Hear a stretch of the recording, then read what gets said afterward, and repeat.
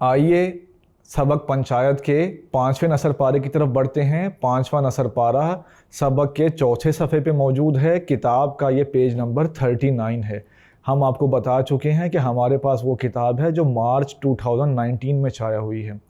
تو اس کے وسط میں آپ دیکھیں گے جہاں چودراہن اور فہیمن کی لڑائی کا ذکر ہے، تو ادھر سے آپ نشان لگائیں گے کہ چودراہن اور فہیمن میں ایک روز زور و شور سے ٹھنی، یہاں سے آپ نشان لگائیں گے اور ختم کریں گے چودراہن کی شیریں بیانی کی داد دی۔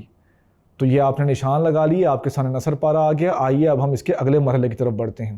اگلے مرحلے میں حوالہ متن میں آپ سبق کا نام پنچایت، مصنف کا نام منشی پریم چند لکھ دیں گے۔ اس کے بعد باری آتی ہے حسب روایت سیاق و سباق کی۔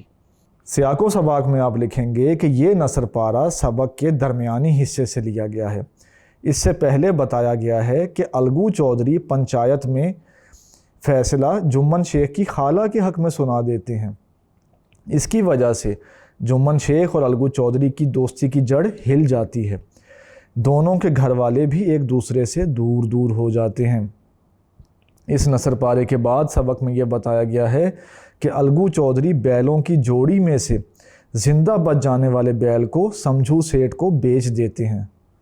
سمجھو سیٹھ بیل کی قیمت چکانے کے لیے 1 ماہ کی مہلت لیتے ہیں۔ ان باتوں کو آپ اپنے لفظوں میں لکھ دیں گے تو آپ کا سیاق و سباق مکمل ہو جائے گا۔ آئیے بڑھتے ہیں اس نثر پارے کی تشریح کی طرف۔ اس نثر پارے میں جمن شیخ کی بیگم فہیمن اور الگو چودھری کی بیوی کی لڑائی کو دلچسپ انداز میں بیان کیا گیا ہے۔ آپ کو یاد ہوگا کہ پہلی پنچایت کے بعد دونوں گھرانوں میں فاصلے پیدا ہو چکے تھے۔ دونوں گھرانے بدگمانی اور غصے سے بھرے ہوئے تھے۔ تو ایک دن ایسا ہوا کہ چودراہن اور فہیمن میں زور و شور کی لڑائی ہوئی۔ دونوں نے بڑی دیر تک ایک دوسرے کے خلاف دل کی بھڑاس نکالی، ایک دوسرے کو الٹے سیدھے ناموں سے پکارا۔ آخر کار جمن شیخ موقع پہ پہنچے اور انہوں نے اس لڑائی کو ختم کرایا۔ انہوں نے اپنی بیوی فہیمن کو ڈانٹا اور اسے جنگ کے میدان سے دور لے گئے۔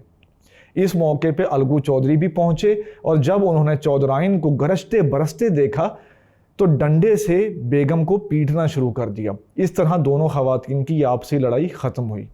ان باتوں کو آپ اپنے لفظوں میں لکھ دیں گے تو اس نثر پارے کی تشریح مکمل ہو جائے گی۔